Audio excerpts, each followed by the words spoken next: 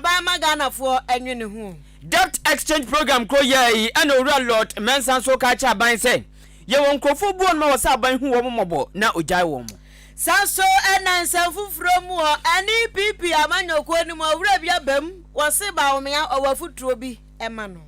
ana communication team member ma NPP amanyoko no akache NDC ni bi se opese oya kra pan sem dwadwuma no ene kasa dwuma no nhia ne ye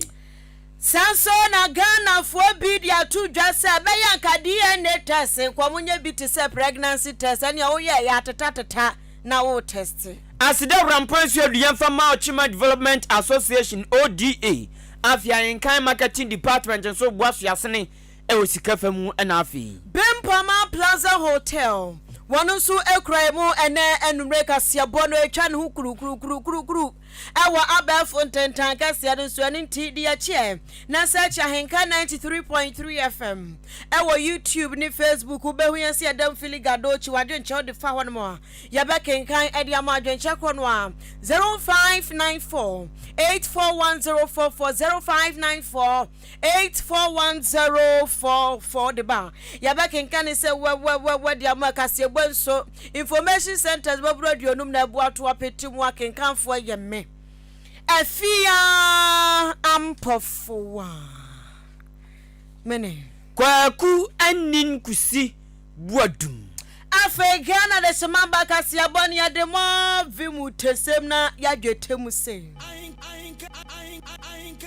Edem owura bia eba no sikasa wontoto ya de panti ane okopie mu ewo University of Cape Coast UCC aho and wodi ni nkwinti asuafo abaso wo mpeso obusua economics wa pay wo kire wo made ye pa Dr. George Tweneboa wo se eyenkita hodie nsam eho ya ban we den pa wo se wo hwe aban we amamwo no wo bunu a si aba ne se yenkasa yenkyekye nsemu mankwafo nte ase ye ne den papa no wo se saade no so ya ban we den dia ene ya de se Ghana be ko nanim ti wo se wo sade pa no se wo kyerɛkyerɛ mu a debt exchange program bi no mo so mo de aba no se ya ayere tare Ghana han wo bia so wonte ne ho ase nyina kwa farbai ejira enkitahudi aban no ama na nkwa Ghana fo etrimu ye what one in some sort wo ba ma ne chem se enka ensem won ma kai wo sa ban no ene ne nsase ne bo pam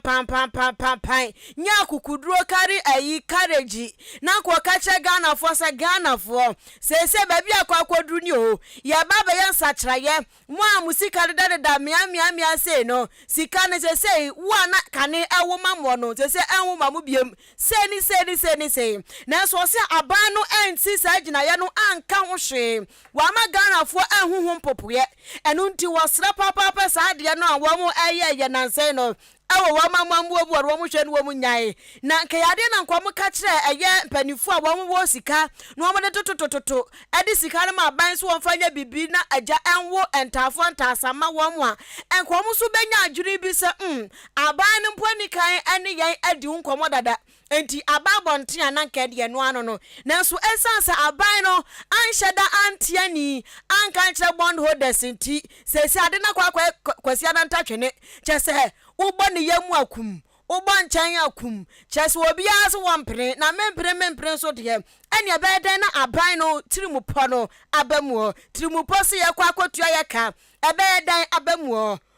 eye Dr. George Tweneboa wo wie ni nsam no se sa asem we kura no minority fo be kyerɛkyerɛm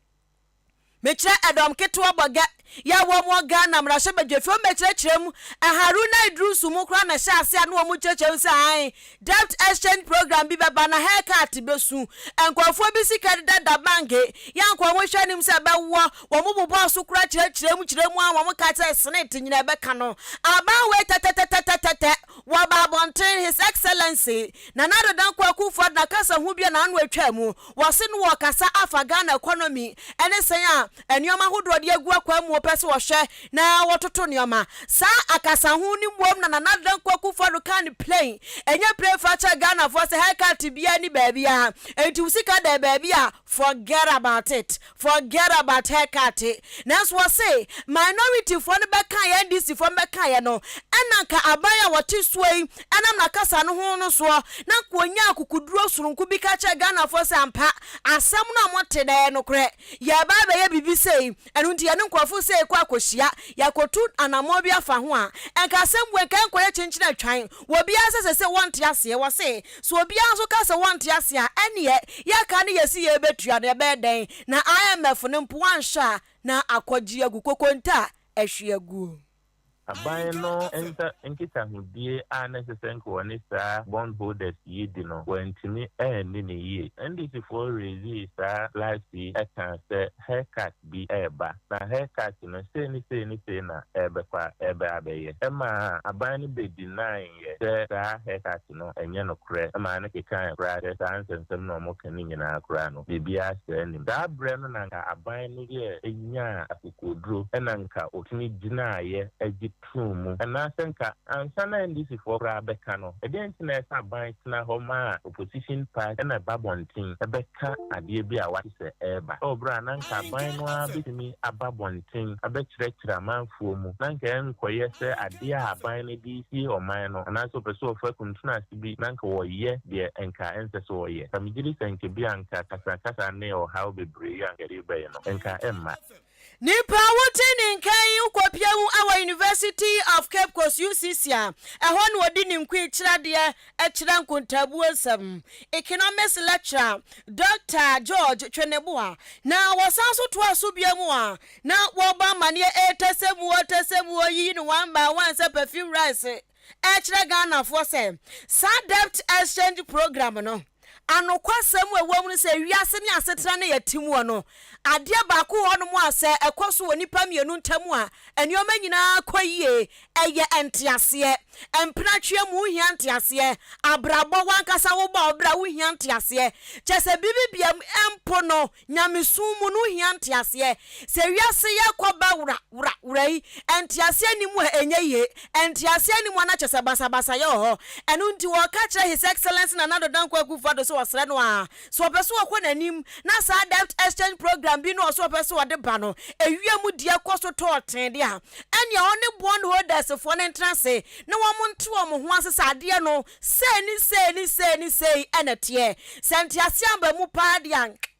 enye ye wotoa ne nsam so biam ene wotesemu asem se baby akwakoduro no ye awie sam akone adu enti abana ntwetwa ne sika sam bi so enioma kokroko nsam nya kakabensam ne adwane ahantane aye akesesem no se wanhwe no wantwetwa bi so kaase akesi amudedam omutwirutwirim enioma hodra wo mo ye allowances ahodro bi atela wo mo jeje won chan fiafia hu sika do kra de chan bosom yakatua enti won hwe no wonyi sa sika getenkete no mutuatua mudi ne ketenkete na efri ho kwasi boni se expenditure sa expenditure na ba no enioma bi a ehu hia wode de sika sem wonyi mfiri ho se woyi firi wan ka bebua ye pa ema sa debt exchange program no so bebua mu se bua ebebua ma ye ka dra ya de no yatimi atua ya yire afiri ho no mote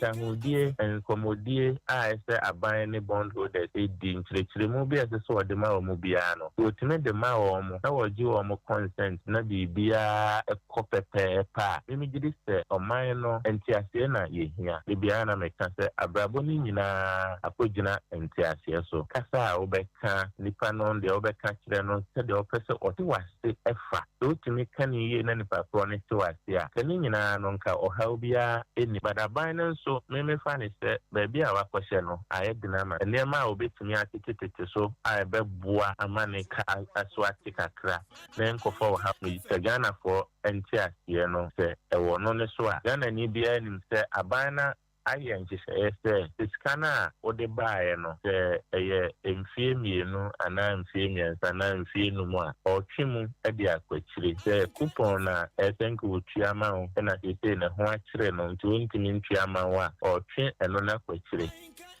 nipa wote di kan wo kyerɛkyerɛ mu ntiase a wobehu abrantie bi no ne ababa wa so no bi nam wobadwene ho a wontiase ɛyɛ ntiase eto de bi a sɛnea ba ma wo ba presentation no etimi toba ne tiri obi aka hwe a was mente mimfita just want to obi a case ɛyɛ ntiase nti understanding de ɛho hia wo bibia mu nipa wote ni kan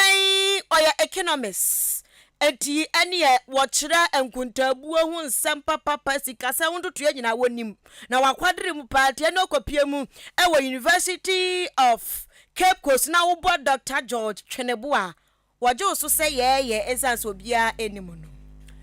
New Patriotic Party NPP amanyoko beje abanwa a wo mu fira sese wo mu bo man finhya makomako ensumu ane wo mu wei nanso na fikra na wo mu fira se abosome ba kompo wo mu ntwanwie ti wo mu gusu epem ko na yase okandini bia mapa bia no owadwene akukuduro ne nimdia yade ka kanyomasia ni pegya nnyama ede nnyama foforo ba amamuo mu anasa kanie ne mu sede bia obetumi ahwa atoto nnyama na kanie na odi no na titafo no enwo beto wo mu na wo mu enya somdwe enya afi impuntu we nam so ama NPP abamba yeyi impuntu nyuma na se enhyehye ya wodo de aba na do so pa ebi jigui ebi anyeye ebi yeye ebi koye ebi ankoye na eno na encheye bia bande bako bia ba what you say domestic exchange debt exchange na no ena debt exchange program abande ba yi enwo sima ba ebebre sisi ampo de afia kan ye na panyini okase ono so ka bi na prepare Ghana no se suku pon ba ko a wo mu achechefo etumi kasa pa University of Ghana Business School owura bokme kasa no na owura mensa nso kasa ene owura mensa obemfu Lord mensa kasa na small kanina ne se ono de otu aban ne fo se sa debt exchange program no de aba domestic one no was start ban pan sadan sem kotojogu fom se sabi wo ma di wo mu na makwa ena afi wo ma akire wo amade anaso ma ya banyu wo mu kwa ho megye mu no teacher ni okona ho megye mu nurse ni okona ho megye mu doctor ni okona ho megye mu bia obu on ma on ne de no eye bia ban te na ye bi aban ka te pani bi okona ho megye mu obi bia o ya banyu okona ho megye mu no ene se de aban peso ti wo mu twitwa wo mu tiri no o se osre pan se wo mu de nkabe ya enka ban hwe na onya hu bibi mfama wo mu ezanze prepare so hwe pensioners ni bia se tiram pa ne se de wo mo bo a awurade nyakopon wo mu chenzuo ban hwe ayanoma ban zuo abo no wo mo bo papa obi tumi ya ban dwuma be ya obewie na ni da pension pay so ba na retre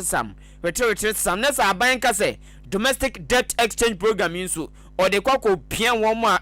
ena assemble party obemfu Lord mensa so strada ban hwe na wo mu a edi wo mu na makwa ena afi wo mu aya banjuma ko wo mu megye mu no saa de we ohwe na oni wo mu ndi niye.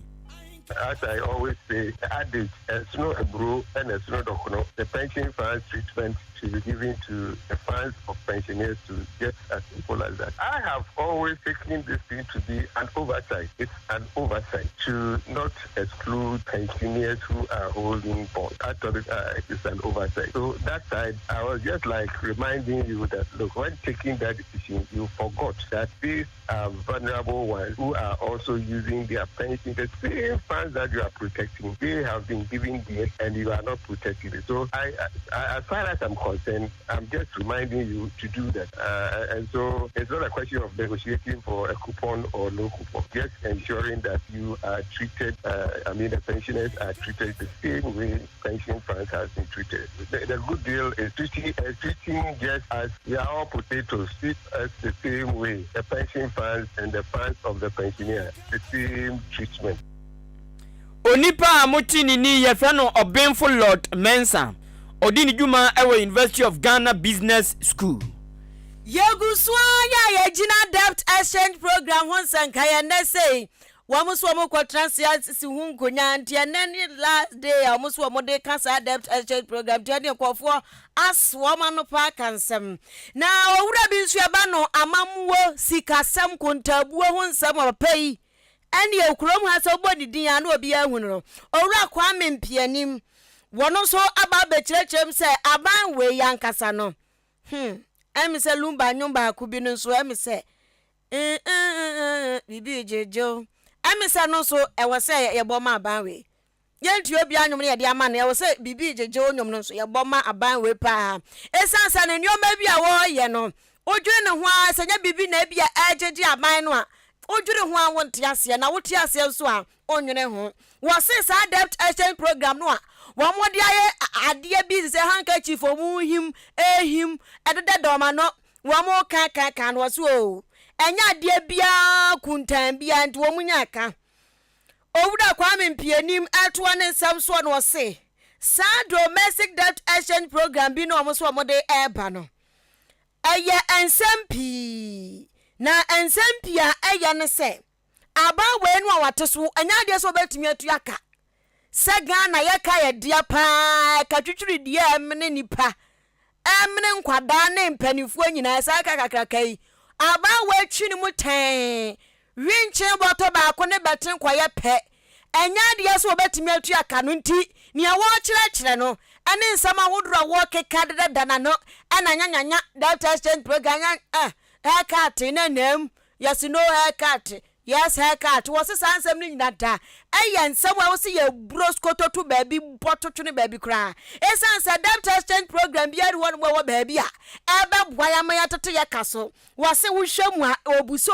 say his excellence na na dan kwa kufuado enna be de eche Dr. Lahanji Mahamudu Bamia akom na he aka ayi 2 years pe no kwaduo wo mokọ ebia MPP batoa so ebia NDC beba enti amamwa we de 2 years gengran ye dissolve no in fact ye dwuragu enu nti ye dwuragu ne ekatwitwiri di a wo so wo mo aboato agu hono no amanchirima no wo busa wo mo ko sanse sa eka no mo so di agu on di se hwana na dwi so betua ena eka na wo dadadadadadado ano so hwana se wo betua enti sa eka ya sam yesi ye kwa kwotueto se nya de se beye ye enye ye enu nti wo mo de beta so sa ane ya ko IMF ane ehia debt exchange program no se ye ntro eye dabrabasam eti Ghana forte a wo mo fa ye ntio bi anwom no enhyem na mo nso ni asa ni bi na ye ntio bi anwom no enya politicians nkwa ne bo edema wo mo woto ne nsam so bia no wo chem se aba we oteso no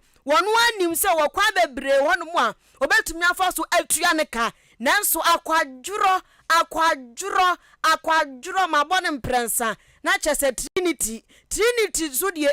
emu odem pa enti akwadwuro na eku aba we nti ene wotete ne to so ye kokwa asa body later tese wo sori na obisika wono wapato wono mo se je fire adwuma na fa so ma me no wo se me fa ma biem enti ayanyansa kro no ankasa na ba ne peso de bo Ghana fo enti wonya ne debt exchange program no wondwene a wo behu ade fofora wo betumi ade atua Ghana ka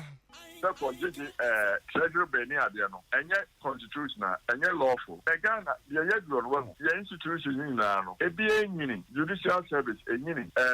wofa executive enyini parliament enyini eni sase ye die problem bi e poswa wo bi na according to godma attorney general ne enyina ye bu ye ne ebu nchen eno no momo ko gina president ni maka say nana bi papa bi abe that exchange program and also operation auto ho play we are that exchange program e dey exchange what make wonjimi ntua o be gina manim say e ka wo de me dey mentua na bo me bosia bio empie me nsa me ntua bibia na fiwa na me betua empie me nsa so na ni ho no president amobo e ka no na mukuru na hwan e betua enti that exchange ni ade nyina no e ma so enti wo mo hwia be fofo ni nchicha be ka no do so be bia yentimi ntua no yenyim fi ho. Yeah, nipa wutini nke waye senior economist pa Kasiebo wa Ghana say Owuda Kwame Mpianim no na wasanso to aso bia ma no wochem se wasre emra se badwa fiefo wa wonya adwuma ne ye Ghana obia ni da wamo so enanu ada 11 se no obia ka cha ne MP yempe LGBTQ 01015 eno nso na obete yempo MP ne ka kire no enti adwuma no ede ama wo mo no asu di da omo so eno nti waka chom so munya adwuma ne ye saban de hye bi ba kurukire ne kama egu nkrata so ba na yesika samu a wo mo mfi wo mani ha omo nia ni kura ronko pelens omo mpe kiki enhye wo mo nhwemu yansa ro magye atumesa saban we oteso no tactically wo pegana fosika awia edi yesika semno emreda hu parliament improve bibi a wontimi nye opeso to bibi wonko procurement a wontimi nye we are causing financial loss tim do kokko ena ye ba ye banglo situation ye bubu egu meba ye be ye cathedral ye nya sample kure ho president ni minister fa lan je be 111 hospital no ena na bia mo bisa o mtenana ne 111 usia doctor for ne nurses ne x-ray technicians be hwe photo ni ade no wo mo wo hinefa enifa ne ye kofa wo esabe ye so aware anu ato operate na nya nso aware ya wonto operate ya na nya no aka seja me konko me ma me nche me bo de edro no ahum parliament ye nya ejuma wo man ye ejuma nti ena ya bo bosia na ya bo ena de atu de chimu parliament for e se ye ejuma de na de no ba se papa cheche mu Moso ya musika ayi Ghana Beyond Aid we are basa kwela la sulala nipa wuti nkan aya senior economist sabana mamuo hu nsam ne nkutabu apapai waya de papa wa Ghana nti wakasa obi atie owura kwa mempianim ene yete ne nkan afi pinini dunsia ne afi pinini aduonu Ghana fododo na atensem adro bia se ebi fo se shope na unwa duru se titi ebu onu anu atawa num tise de ati asem won esanse nu moduru na nya nkofo bia na ekasa amanyafo esanse na bredu e ba beto wan logo la akwakoto ba yi omampani ene emrahye bjefiefo na amampani mfo no eno na amanyoko bako New Patriotic Party NPP amanyoko no afimpini ni dunsia openina no na dian mo opre epeni no anase dibre na babedi se Ghana mampani eye nanado dangwa gufo ado sabre no na His Excellency meka ne di hu ema ne menya di awdo bebre na ansa na oba no ensema do bia wom de bon to aka Ghana fododo na ene se NPP aban ya nanado dangwa gufo ado na him frank ama wom no e ka kire Ghana forces nyame ya dom na se Ghana fo nya ne mugidie no mo to aba ne ma ne tumi na oba hwe se nkran ebeye kro bia na se bia bia eho no mo beye nipa wom beduo nipa eba no ebibrema toye ni na impulse African na eno kan so obo beye so obeye ebiem omampani na nado dankwa gufado eba osan ka kire Ghana for se nyame ya adom ne so oma ne tumi na obeye se afi bia mansini bia benya 1 million enu nti wom ye se ye be friend 1 million per constituency na se mfinsha makomako 90 no mansini bia nya sika kra na nya 4 million enye sika kito enafom kra emodu papa ene nsema do bebre abane kaye na free se chanso ode peso na ne obaye oye bi ebi nso no mabu akam ebi ni so so be man kran aye the cleaner city in West Africa enu se ebu akam 1 million per constituency enwaja na bia ne akwan ne ayarsa bia yezisi ni na bu akam ene ne ma do bebre na dia ban na nka ya enu nti ebri bia abasia twam omampani nanado nya tumi ba ya otu kwan ko Israel se no okwa kodi dwumasumbu onum na okoye no yenim se Israel fo ma no nana no hoye ne fo se nso Israel nana hoye ne fo se nso okoti asem de bio se nso mpenfo asomom kan se ani jem no so atwe ni pako mi hunyanka na ne omampani ko kan asem bi wo Israel se obesi cathedral ama oman kronkron Ghana meche asori danke sie pa ama oman kronkron Ghana ye jinza gragro na nado ba ya mpa wo maton ba sumkuo ama wo mafrase keke kane wo masiania baby adansi akodwiri ni na agu e mo nkyere ne yensen ye besum nyamnyam se tadan ne de keka na nado mo mu dwiri ni na tugui ama pampa wo mu twa foundation ebuakam National Cathedral na ebuakam na no nam so ama mrahye bidwani mo manfo wo North Town abeton peso so odumnyamfo Samuel Okujato Ablakwa ede subo kese ba kopa ebo National Cathedral Board of Trustee openyo na etwetwofo penyini Reverend Kusi Buaten aosanso eyesofo penyini ono na tia Power Chapel Worldwide ano ode subo obo ne sei openyini afa enkrata udo bi ene wafa edian udo bi da hyehye eyi National Cathedral ekuo numu anase basum kono da hyehym ene odi di dwuma enti bia bonso beba oso onipa sumasi na no kasanso na ye owura Reverend Victor Buafuna bonse edinfufro no di dwuma oso ye sama sikabotin be ye 2.6 million Ghana cedis enu sei okopia kotu ekobia efe no JNS Talent Center Limited okopia tuwo musika kra biom se kukro na no no nyafo kuze to Ablakwa ebusa ne se sika yi ewo yemfa na fiti wono mo openyina abono subu se saa trustee na wo mo down no ye twatwa for opinion no bibi nkoso ye sika wie bi koso sikadie koso enu ntogusu bɔ no so bɔ de bia we nam so ama communication team member baako ema NPP amonyoko no Laura tu Musa Saka ka che onimnyafo okugyeto abla kwase ebo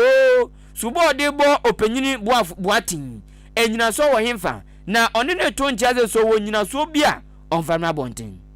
For me, with the screenshots that I saw on the announcement, it was more like about what is his aim. Nobody discourages anybody from being a whistleblower or from utilizing the right to information law to get information out of. But we live in a society with rules and regulations, with institutions that you and I, our tax pay to make sure that certain things don't happen, to make sure that our money doesn't get into places that we don't want it to get to. He's a member of parliament. Parliament has the power to haul anybody in front of them. Why is he turning this thing into a popularity contest? Why is he not petitioning the special prosecutor? Why is he not petitioning Attorney General? Why is he not sending it to the committee in charge at parliament to haul whoever is involved in this, if really he doesn't have any other ulterior motives? I don't know what his motive is to be serializing this on your Facebook wall. To what end? I find it to be some form of popularity or recognition. That's my opinion. Mame Laura tu Musa Saka asa to ne nsam so ka biem se sebi mpraduasa eyo onimnyafo kugyeto abla kwa eyo mu no ho kakra na shatole sofun di sinu so camera sinu so buru kaveto tia Musa na egu social media so no mafo die kire a shatole yesa na onimnyafo kugyeto abla kwa ozo so dia social media na nsu guso na nsem bia na wo kangum engofo guonu mu kangum na nso kangum odi sebi mpraduasa eya onya ntutu ye se mra hyebdwani oyo onimnyafo ntinyoma bu onu ma eya oka onya nyina so ma ho nte no ma ne nyefanya kono ansana odi sansem na babonten oso ono nte ase se Reverend Victor Kusibuatin enimgosi odigu ni oni nyina so bia enso social media na ohro no so saa azedi ozini ntuma. So today he puts those things there, puts the man's image there, endangers him, puts all his information out there. When they are institutions, even police, when they arrest alleged criminals, do they put all their information out? You have information, you are going to petition charge. So why the information to the whole world? How neutral will the investigation be? People have already formed their opinion. So you have the court of public opinion already. So no matter what the outcome is, and that is what is also affecting the credibility and image of public institutions that our taxes are used to pay staff in there. That is what is also affecting their image. So the Public Accounts Committee, all those committees in charge of making sure that, what is it? Couldn't he have sent some of these things to the leadership of them? We need to be careful. Laura Tumsa Saka, esa to ne nsam so abro na wie yese. Onimnyafo kugyeto abla kwase opeso yensem twadwuma na no so nyensem twadwuma ne bia se opeso wuram ye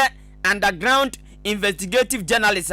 o ka che ni plane fa za adwuma no nkosia ne ye ezan sensem bu onma untumi nye ayi investigative journalist na mfa matudwa wa abro ni nyina so bia na ezan so tumfutu ogu amanfo ani akwa eno nti o ka che ni plane se so peso sua sem dwadwuma na nkosia ne ye na o ka sem a waka ne ye en ba bi odi befa. You see wrong behavior and you want to correct it. But in order not to turn that quest for seeing right down, use the appropriate channels. Don't endanger someone. Don't let people judge people guilty even before they are doing. I've been very careful when it comes to the discussion of the National Cathedral, obviously because of my bias as a Muslim. I haven't heard any Christian leader in this country speak against the cathedral. And where I come from, we adore our leadership. That is why people who misbehave, Chief Imam speaks, and everybody is counted. Recently, when Anas did his latest expose, where did it end up? It ended up with a special prosecutor. Through who? Through His Excellency the President. There are approaches to these things. So if you try as a member of parliament to be an investigative journalist, it will be good to learn their ways. Even Anas holds on to information. He doesn't put everything out. Even with the showing, it's controlled to an extent. At the end of the day, it goes to the appropriate authorities to investigate the issues. You found something going wrong as a member of parliament. The house you find yourself in has certain mandates to ensure some of these things don't happen. As a privilege sitting in there, you can utilize neutralize the committees there. Everybody is innocent until proven guilty. So the information you have, they have contrary information. That is why there needs to be an arbiter. Onipa motini ni okawoma dinkutawoma NPP amanyoko no. Mecha communication team member no ono no. Lauratu Musa Saka. Abusia enumre nonsia Ahenkan Kasiebo ena wasugu so awutie fa wadwen kyerabra 0594 841044 0594 Wode wadwen kye ne ba bekenka de mana mayendi dwa ya home so na ensam obobbo ewa NPP amanyoko ni na sa presidential race ya wo mutu America batonsi eden sambeba na ansa na ensam no so beti bie no Bempama Plaza Hotel set Ahenkan Show set name o pe baabi akotalanku ajojo ho wahu na nioma kosu toten de amawa eye ho a Kobi Plaza Hotel Bempama Plaza Hotel nya kwajojo ho hotel no emuye kitchen wo ho chese aduane bi apese wo di obenya bia di affiliate de afi ensan bi apese onom so no be sepo bia chese bibia ho twa wani a de wo ope no na wanya na wasom se kabo ana patututu fruit salad ne mpo na eye no fruit salad se wo wi bia wo yam teme go e ma temi yensam ahoto kama obu ono mu a ehyehyehye ne ho a wonyo edwana pa wonyo awia wonyo numre so wonyo se eja fruit yi wonya kwampo de wadi bi na kwa B plus o mema fruit wadi e ma wa wo yamba go kama free wo ho kama pa kofo bebre hye bondage mo omo a chechero mo mu ni aduane pa anu ti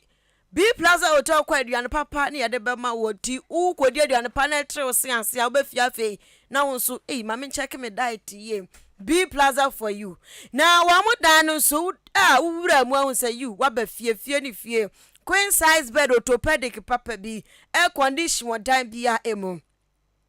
edan ba ko a kitchen bata ho obenya self contained so a kitchen bata mu ubenya fridge sim TV sim tumpewe dia he na wo pe kaya motom ho dia wuro nipa ho ho hye papa enunti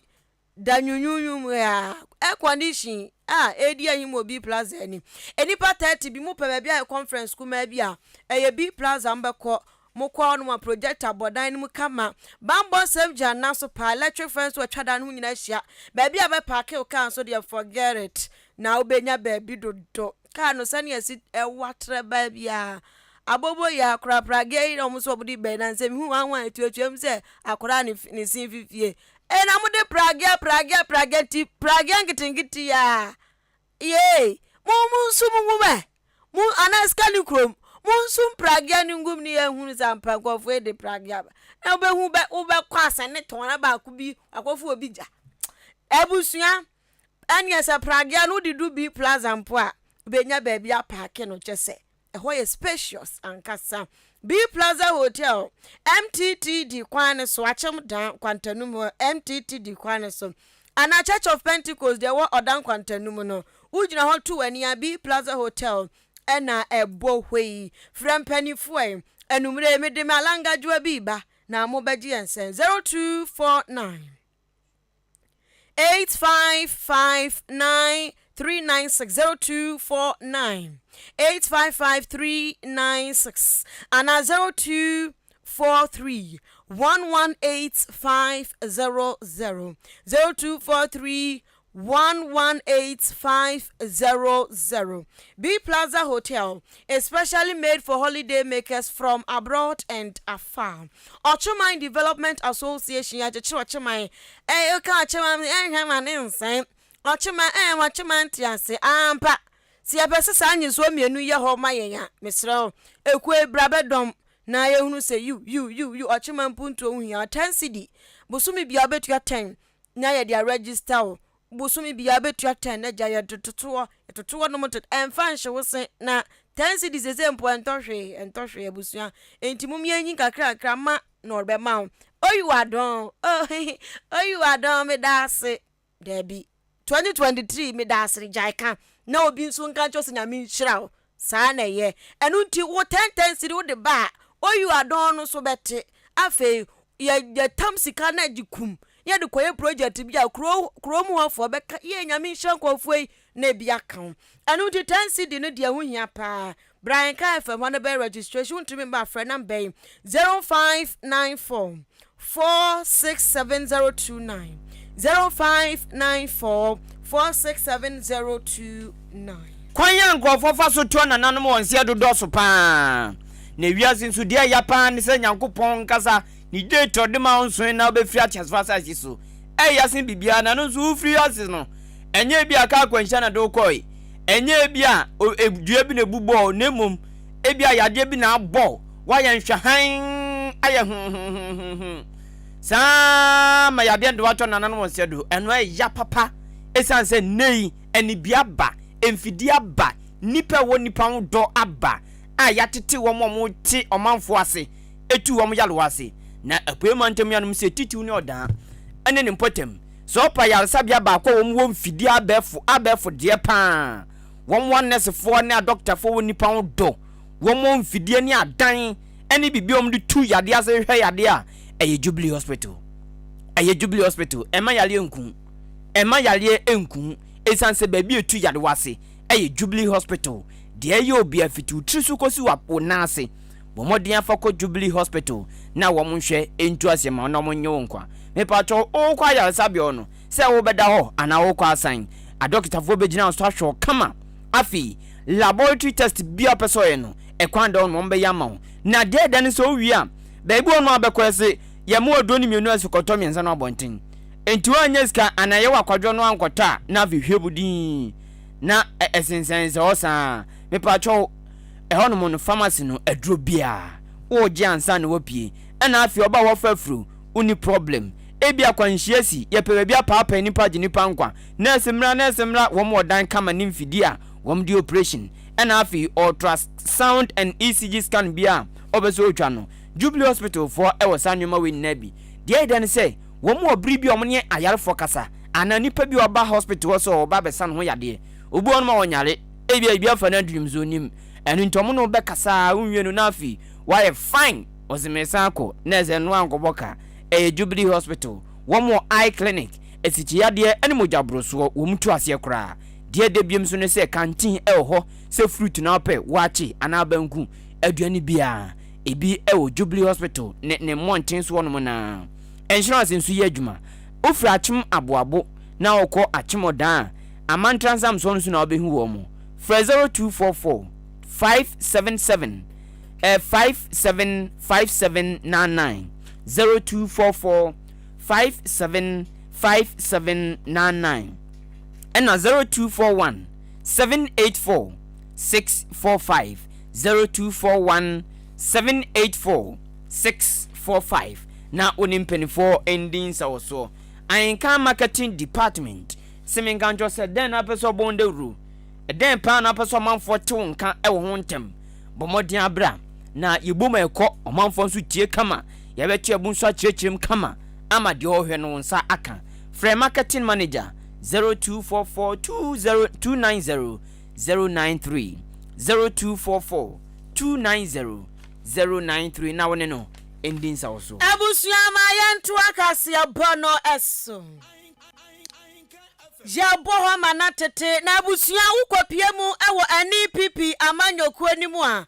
ensamu kwaso papa pasese yetu franka na hwana etu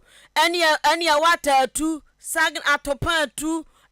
atadwi tu ena ba kubi so mso ode afa onu so tu BMW chese abusunya America de nkwafu otu edimu atele edimu bege eni obetepa atopa na emede wata atopa atadwe kiss womu nyina wom kiss ne akadade akopura kwa Japan womu nyina tuem na kiss yo wato atadwe o BMW o edia benyo womu nyina no obu giramu na gina mu giramu ankofo bebre no ana ekeka nsam so wade ne de ba omia ene alankwadwo kiramaten ene gina wo so na anu adampo bisia ye yi sankofo mienu afiri honom vox pop bia kwaye wo mo se Ghana fo se ye nika ala ne ba omia ne firi oni mfa kiss mbra Canada akobra ko Japan emra no no betumi aye adwuma na ze hanom fo do mo ankokrafo abusuansam de bebre na ukopie mu ewo NPP amanyokuo mu aka ne chochofo pani edema amanyokuo ya nana ohene nto wono so ache na adwensa nkofo bi chirachiro omanje nkofo bi keka se Alan ene baumia yenkom mum and the two shall become one wase enyeye we di enyeye sa two shall become one case we pa di enyeye wo hwe Alan Kwadwo Kyeremate a wodanso ena Dr. Alhaji Mahamdu Bamia so danso enti no amumienu si ye ka mo abom wono Bluetooth na nkasa empe en connect enu nti Ghana for mo suggest wo mo kyerɛkyerɛ adwensa no wo mu hwɛ no wo mu gyaim eye nana ohene nto eltoa ne nsɛm so no kyɛ empo no ye yi sa Bluetooth na empe ni free one mo constitution wa amanyokuo ni mu kura ampo no enya de se ebepene so esan sasa wo kasa mi si anasa mi 2 franka ama amanyokuo no a ewo se wo do vice nso ba wo mu a watwero mu din so popese unya nkwombe yo vice nso no eba ewo se eba nti san kwofo mienu nso mu nyina so mu contest ti abeba ne sen na ne baako akasa me vice osi enye ya akasa case ne de enye ya adane wo hunhum akasa be pie ewo ni council mo mu de omunim ne de apie dada nti no wo ka kire wo mu se Alan ene ba me ticket ne de obi a ento wo to ne nsam so no se wo cheche constitution se ne sitie wa MPP amanyokuo mu a his excellence na nado don kwa Akufo-Addo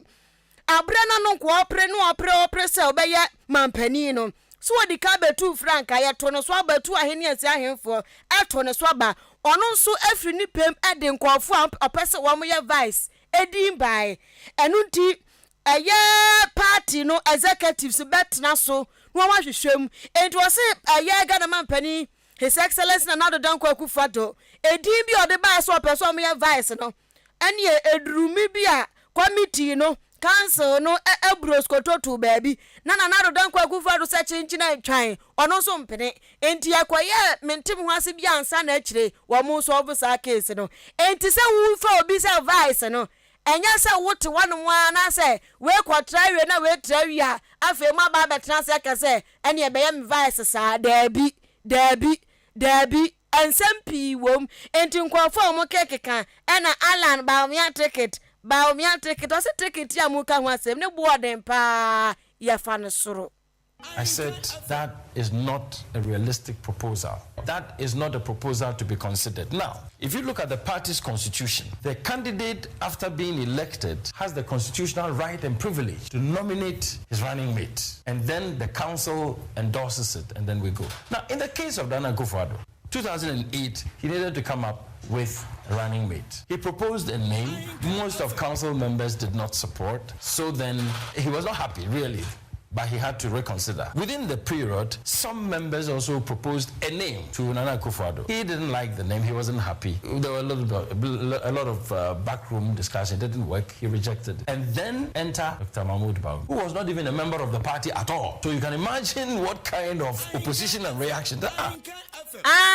Asiadowo, abusuafodowo, asiadowo, onafufodowo, adasemu betu wano eho na behu asiedowa na. Eni ebekire wasisi sia. Awo ba ehu o. Na ne na asopopra, wo ba enti Bawumia ni ya kire na ase. Ni ase no wonka party ni humpo. Wonka ho echire. Eni yakwatwe Bawumia be share picture ni. Sese wa fit picture ni mu. And was what a president yedi for the way. Nipa wuti ni nkai waya kane chocho of penny edema NPP amanyokuo no nana ohene nto. Nana sanso to aso biem so no nana adwene ni nyansa de woni trimpa anti ensam no onwie. Ene yes nana preach on enti ne nsam ni nie. Wose wohwam a Ghana man pani abedi eche Dr. Alhaji Mahamdu Bamia mom ene se was step down. Ti ticket na mo kekeke no. Munyai na owu afutuo bi atu Dr. Alhaji Mahamdu Bamia se wo swa oya kwada afa na ne sinfifi afa na ne nantie no kra no ejina so ye afa ne yaje ne tata yaje ne tata afa na ne nanje fom enu nti no one step down na Alan Kwadwo Kyeremate de Alangash, Yanimnet Vitete, and unti sa foot 1 woman to a year vice president Momufu, so one step down cram. Norma Alan Mom and Co. Nasa vice party enten tam will be and walk will be vice. What one in some subia and Obama nature say, Usha atmosphere, a yemu say, Dr. Lahaji Maudu Bamian, why a simple papa. It sounds for more than waka pa. And I city $1. And incompetence. Papa this abrofu we na be bai. Enti ni huwa shi papa say. Sani economy na dan ye butu enti o boba o miadin a no bia chill chuckling. O ma chuckle. Na je se wo ma twi wo manim so ba mia. Ba mia no ye de. Ba mia no mesisi ade digital no yo. We je economy no. Economic messiah say de o ye digital man. Enti obia mpani din atie nan wada. Onwa meeting bi okwa ye dwabo bi okwa ase ye huro no etwa no ho ma na ni wi papa enti ba miadi na ga sese enye de sese ba miadi na kura na nchin bia nim ayatayo enti so MPP fu na so mu nim no mu de ba mi abade a ene e kire din case die. Our current government, in terms of the economy, has been directed at the vice president. And if you hit the streets, you hear a lot of the criticism. As a party person, I would just say that, look, incidentally, the vice president is still also a bit younger than Alan Chamating. He has a bit of time. 2, if it is the case that a lot of the criticism that MPP is facing on the economic front, even the president, people don't even talk about him much, the vice president. Now, if you go and put that same face on your ballot paper and you ask the president, the people, majority of whom are apparently complaining about this person, then it means that you are forcing the people that whether they like it or not, they should vote. So you look at the perception, you look at the vibes, you look at the... So I would suggest that in that same vein, and I do agree with the principle that I set, I would say that maybe the vice president should receive a little bit for now, spend some time, and then that criticism. Enti kwafie kwa homework homework no anya kukoti. Usa obi ampene, wanya kukoti na je se ukwaye yi. Mrefimpo, omoya ne sai, yase kwade kwatwiro bie mu a yefra ne sample. Mi remfi yaga. Ose Dabi, watch remedial so ye wo school no say tro exams ya no wati ni asisa akotro bi mbra ai enti we no say remedial sa enti ane onkwe remedial so no so onkotro of deck or tro no pass the ane wodam di nipa wuti din kan aya kan general secretary dima NPP amanyoko no owura nana ohene into Afibia West Africa Examination Certificate Council for Wamo ayen sohwe ema ebiblema toye Afibia BC for ne wasi for wamo ye nyina kama edema wamo na BC for dia wamo atwe no afi atwam afi mpinu ne adwenu ho asem na me ba bekin na de ababeto dwane se wamo atwe sohwe na wie kama akase wamo school saudo mbe nyinya no yede beba bonten na enyano nso results ni na so aba bonten we nam so am a national coordinator ma computerized school selection and placement system SSPS Oramak Sesumensa kasa kire se ansa na sa wo mu schools no beba bonten no nyame anum niko ne wo mo de acha papa wo mbe di akire aye nhwemu ahunu se bibia de na kwam kama ansa na aba bonten. And the last Saturday, and release press statement at the program. We are doing some exercise, and then your friend test for confirmation.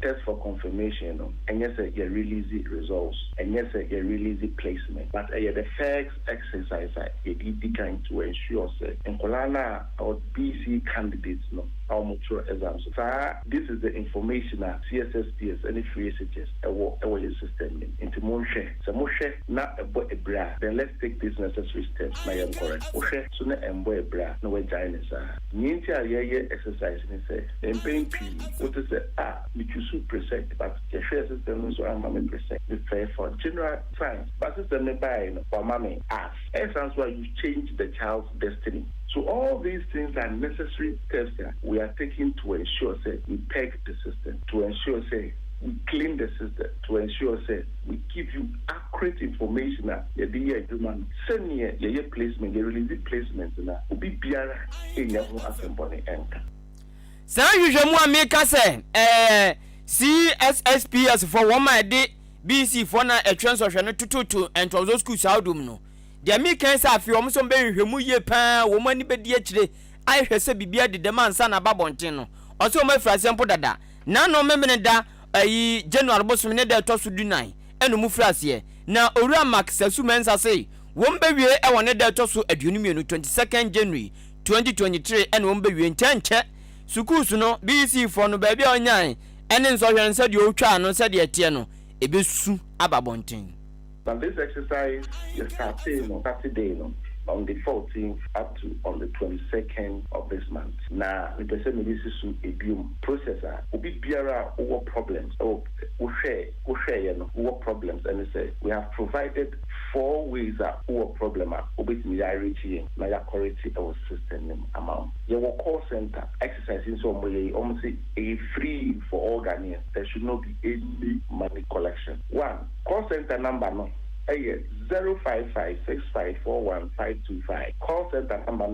05565415525. And now say you provide the email address. The email address means http://csscs-verify.com. If you have, and they will release the results. After releasing the results, then we do the placement.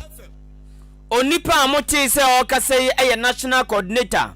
Emma computerized school selection and placement system. One more big quadra BC ya. One more to and also school SHS Audrono. Or no any national coordinator. Ura Mark Sasu Mensa. Abusia my inquiry na kusimambusa kosanwe.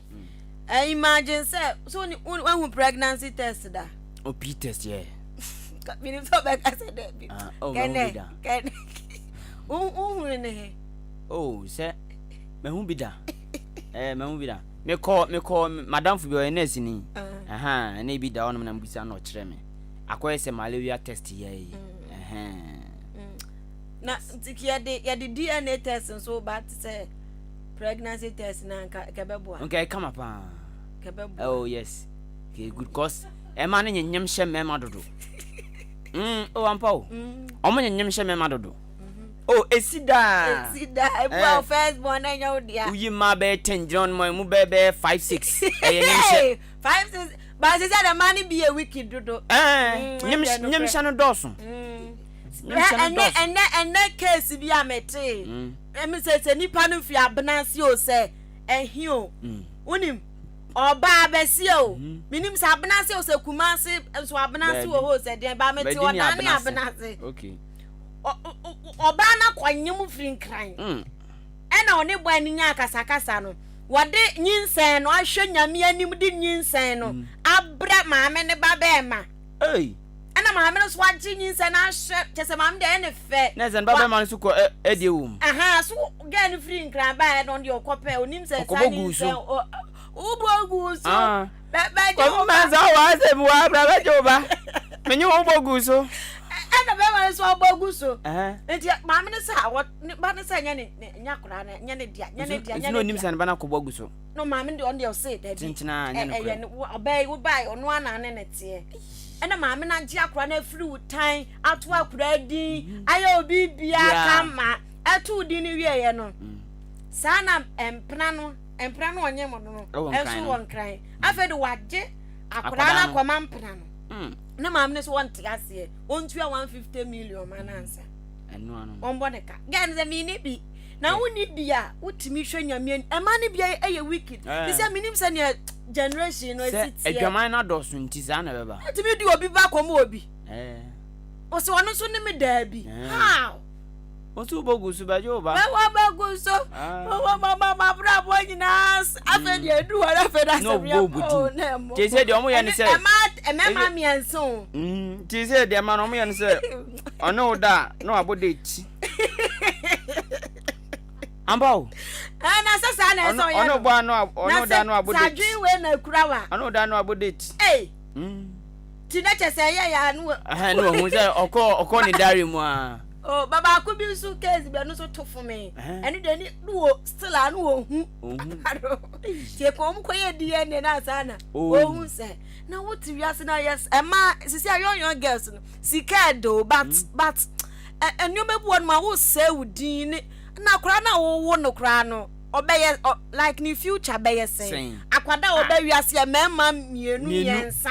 Unim ne papa. Na obewo obenyi na afi. Ohwe ne papa na ebasa ne papa nsunwi. Na wo so wo bre. Ei. Adan. Sisi asika pe ne de nipa akwachiro. Na sa DNA case se obi ba wo ni wo se papa no ye ko kire ko papa wo se we be ma be na no nyo se we eno na mso mama ba bia babonten ne ahenkan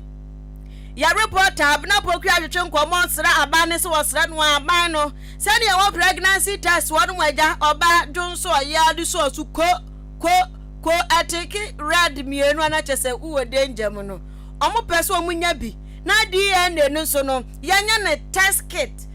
ubetimi de bi akwada na ya wo no sebe eni bibi de dwonso ana se de bibi be test ni ehunu esan so omo hwe nkofo ma papa enkura ni bi won mo tetifie hwakura na nimpa na hwe ni suban na wo hwe wo so wo dia emfa ba bia utimi se obi bankasa na ne netifio enu nti omo so omo sre aban se ebeya enkadiye ne no kran ko nya ne fofofo ana se bi onfa me health insurance mu nanka wo ko hospital a ubetimi akasa me ko ye DNA nanka ya fa ni free yesi DNA so ne boarding pa to omo se aban omo sre no onya ne fofofo mo no mo hwe nkofo madodo Sedi edi na wo kan no die no koleni senyame ya no na se aban aboa na se aba foma ebeboa ye nyina te se wo koto kondom betimi atobi na wo nso wo dia ye ndi se ba foma ebeboa ye ya fo no ye ma da cheche because ni ske di timi akoye sade ni ntino se timba fom no bi ada se 20 Ghana ye ni betimi akoye eno de se da obi sane de nka eye because ye ma obabi bebli se da ba no sa kwa na media no de nkadini test nka ya boy nyina ti se baba fom de ya se baba fom de be 2 cedi na musa akwa we nyame ba na ne ba ene gana mema ne na be boa ama yensu atimi ayi so easy se the pregnancy test ya ton drugstore na bi atimi easy sama na nka yensu bada ban asepa isan se ye se ko fom makra obra ye kra mpokra ye nyafa so bia e wo so Wamaso number 2 cedi DNA so kra nya bi wa just ya de ayi no ko sambo ne kwa bro chire ko ye acha kacha bofu no mo ye na Ghana for mo kacha mo ye na pregnancy test no ko bro ni na ya ba toothpick kra na yi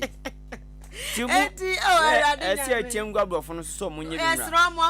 omunim nyansa esra mo fom nyansa nya DNA kit test kit mbra na ye ida ne ene ka ko fosu ebesu chrome heart zero ko e mouse ebesu no ba ha na nse pa na hu se ma bi no ye wicked honestly ma bi timi hwe nyame ni ma de nyinse ba akora ba ko pa be ho na de amani pa be miensa how oh ya fa ma fa dwen ba kumienu aba SMS text message no entosmo master planner junior Kintampo aka Kintampo BMW osene wura ho pa se de NDC amunyoku no eye propaganda e wo Ghana mprempren sika sem no se je che no eya na no wura ho pa se Ghana for enkoso a enti aban na mo mu ntie ntro osi NPP will take us to the promised land osi nchiasronko enkoma honorable Stephen Intim NPP national chairman Ojiano wezo se nanado ya pacho yehia ayi price control na se de ma adwadufo bitimo din tumo su no ase ma wo adwama yo mudom de nyinsen hye nkofo ye o se bitimo su dodo ti osre price control mra ye bo Samuel e de adwente we free achem kokoben achase district ene by wezo se NPP ni NDC ni na wo mo broscotus e o se pam wo mu na yi wo mu na gubabi na wo ma na agbo ya bo fiti 1992 abesi nei wo mutrimo sumpa na ya ma obi ufo dibre no ne yense ehun nsesa senior Wilson edifree achimmanso ena ebai we say God bless you nyame nhira ye pa yenso edase wamfani din ene ba bi ofi anka ho we say me omadwo na ogidi se Ghana ebeje je se owuru akoto afiri yakoto ba Ghana be ye pa yate yedase ene wonso adwenkyere democracy din se meba o democracy so die to de bia ni dinu so kra hu asechire na sam no so asechire kokowura ba nana yawo akem odan osi otie kase ne live osi etiefo ni na ochiechia mo osi a shop at Akamani Junction akem odan wo mu tie pa ti okay Akamani Junction baby on tonton TV ho ne ayi nuama no yate yede masepa wo ma biem se kuha ye chiechia too much bibia ba o se ma no bi kokowura ba na de ba o san kan 6 p.m. news the best ever pay mantem we say me mama jo me didi la posta me free achimbotwe o say Ahenkan FM news still the best in the east and chankoma gloria ba aput to then aput to aje say apugarito so wa la posta obe kumio la posta we say me chiachiam